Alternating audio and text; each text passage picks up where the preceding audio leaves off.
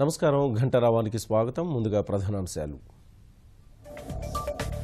జల్లికట్టు నిరసనలు హింసాత్మకం, సంయమనం పాటించాలన్న Rajinikanth, Kamal Haasan.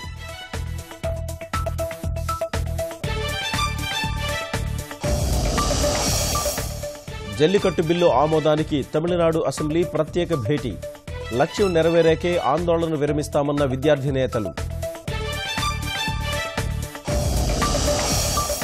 Polavaram dumping yard వివాదాన్ని సత్వరమే పరిష్కరించాలన్న సీఎం, నిర్వాసితులందరికీ న్యాయం చేస్తామని పునరుద్ఘాటన.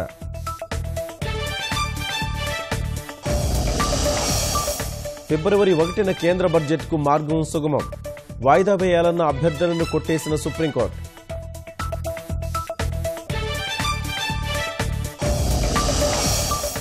పాత నిధులన్నీ ఖర్చు చేస్తేనే కొత్తవి ఇస్తామన్న యనమల, మార్చిలో జరిగే బడ్జెట్ సమావేశాలపై అధికారులతో సమీక్ష.